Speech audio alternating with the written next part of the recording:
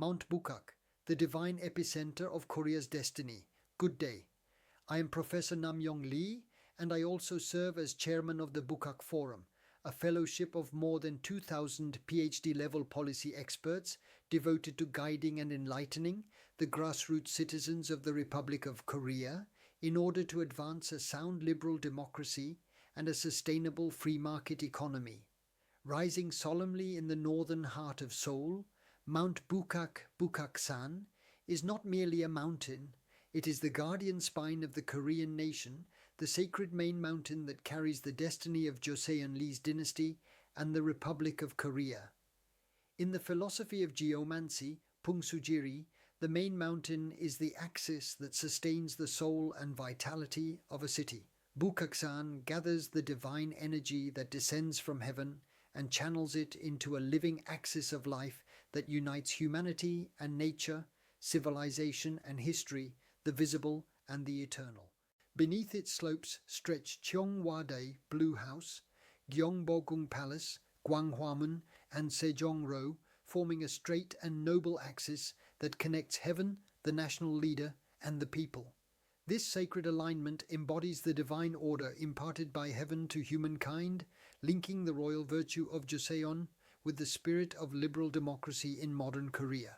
Bukak thus stands as a living axis of civilization, a conduit between divine will and human duty, from which the Republic of Korea has grown into a nation founded upon freedom and justice. To the east lies Naksan, the Blue Dragon's domain, where supple curves of energy awaken the spirit of literature, art, and scholarship. To the west rises Mount Inwang, the White Tiger's seat, symbolizing valor and unyielding strength. The graceful fluidity of the Blue Dragon and the resolute firmness of the White Tiger merge in perfect harmony at Bukak Center, where culture and courage, intellect and integrity coexist in balance. Upon this sacred formation was the nation of Joseon founded, a kingdom aligned with the order of heaven, and its vital spirit continues to flow into the modern Republic of Korea. Behind Bukak stands the majestic Bukhansan, Samgaksan, the mother mountain that inherits the celestial lifeline descending from the big Mount Baekdu-daegan, the great spine of the Korean peninsula. Its vast ridges send their sacred energy down to Bukak, which then carries it onward through Gyeongbokgung and Gwanghwamun to the Han River. This ceaseless circulation of energy embodies the geomantic principle of water-generating wealth, Susaengjae, the very reason Bukak is the source of Korea's prosperity and vitality. Yet this is not a place open to all.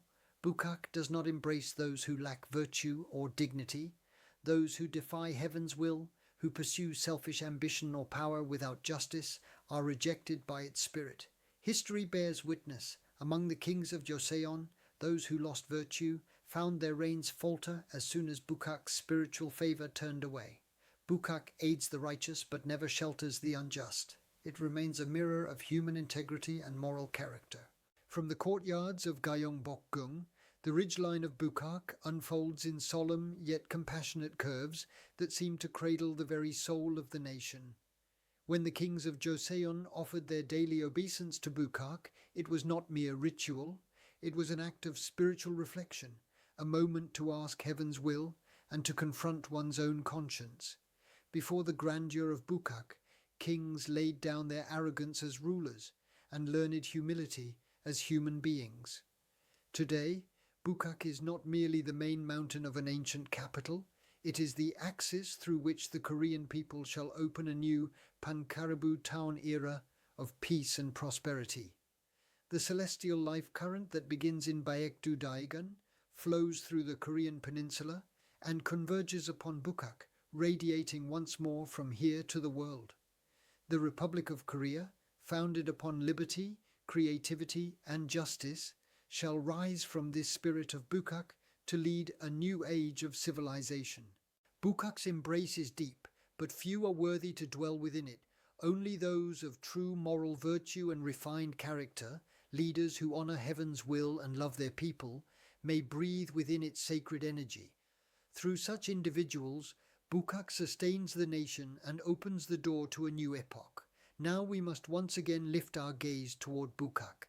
Upon this sacred site, guarded by the blue dragon to the east, the white tiger to the west, and the black tortoise to the north, our people must inscribe heaven's order and uphold humanity's moral duty.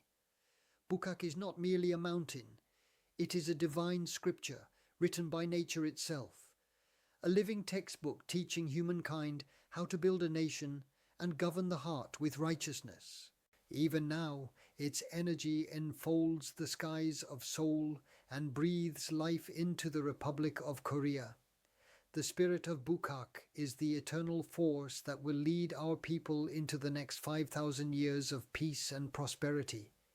Yet the first step on that path begins always within, in the cultivation of one's own virtue and the refinement of one's character. Thank you very much.